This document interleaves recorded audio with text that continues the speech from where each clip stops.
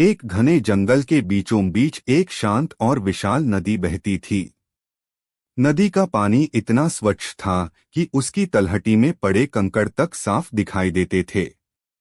नदी के दोनों किनारों पर हरे भरे पेड़, लताएं और रंग-बिरंगे फूल फैले हुए थे। सुबह के समय पक्षियों का कलरव और शाम को बहती ठंडी हवा इस स्थान को स्वर्ग जैसा बना देती थी। उसी नदी में एक मगरमच्छ रहता था। उसका नाम था मकरू। मकरू बाकी मगरमच्छों से अलग था। वह स्वभाव से शांत, विचारशील और दयालु था। उसे बिना कारण किसी को नुकसान पहुंचाना पसंद नहीं था। वह नदी के गहरे हिस्से में रहता था, लेकिन अक्सर किनारे आकर सूरज की रोशनी में लेट जाता और प्रकृति को निहारता रहता। नदी के किनारे एक बड़ा, पुराना और फलदार पेड़ था। उसकी शाखाएं नदी के ऊपर तक फैली हुई थीं। उसी पेड़ पर एक चंचल और बुद्धिमान बंदर रहता था। उसका नाम था बंटी। बंटी बहुत फुर्तीला था। पेड़ों पर कूदना फादना उसे बेहद पसंद था। वह हंसमुख था और जंगल के लगभग सभी जानवरों से उसका परिचय था। पहली मुलाकात। एक दिन बंटी पेड़ पर बैठा मीठे फल खा रहा था।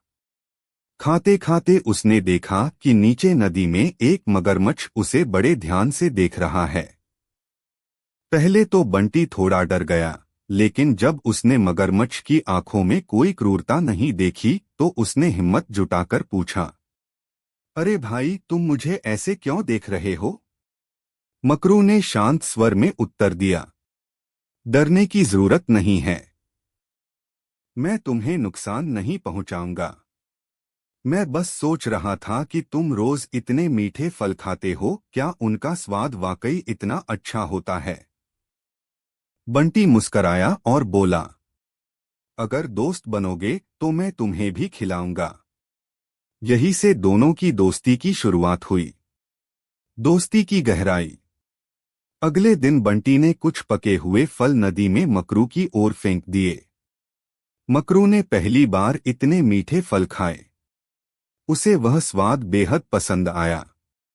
उसने धन्यवाद देते हुए कहा, आज तक किसी ने मेरे लिए ऐसा नहीं किया। धीरे धीरे दोनों रोज मिलने लगे। बंटी पेड़ से मकरू को फल खिलाता और मकरू नदी की कहानियां सुनाता, गहरे पानी की, मछलियों की और नदी की बदलती धाराओं की। बंटी जंगल की बातें करता, पेड़ों की, मौसम की और दूसरे जानवरों की। उनकी दोस्ती दिन ब दिन गहरी होती गई। वे एक दूसरे के बिना दिन अधूरा महसूस करने लगे। मगरमच्छ की पत्नी।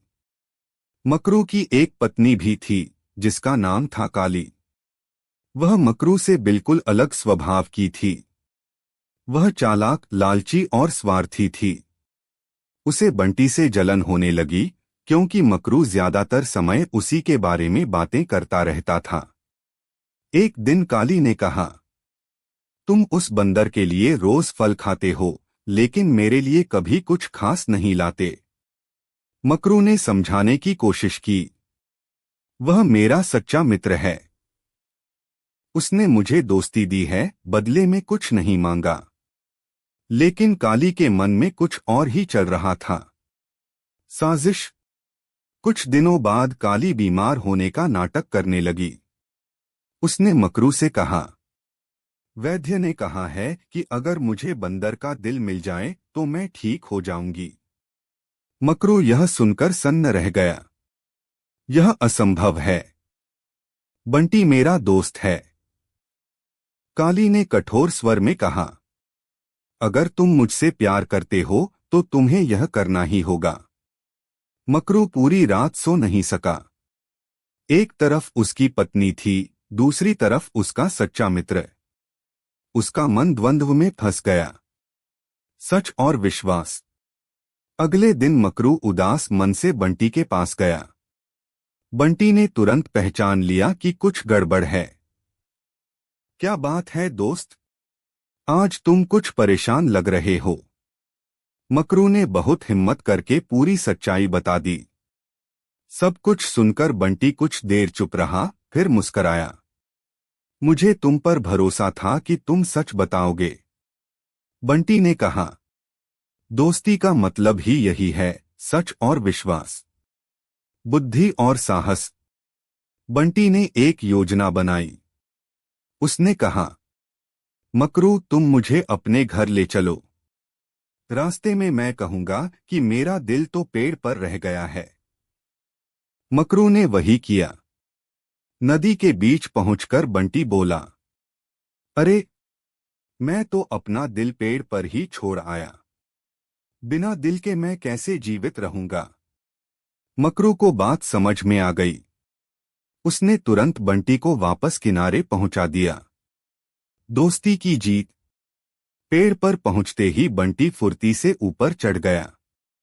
उसने कहा, मित्र, सच्ची दोस्ती किसी के बलिदान से नहीं मांगी जाती। मकरू को अपनी गलती का एहसास हुआ। उसने काली को भी सच्चाई बताई और कहा कि वह कभी अपने दोस्त के साथ धोखा नहीं करेगा। काली को अपनी गलती समझ आई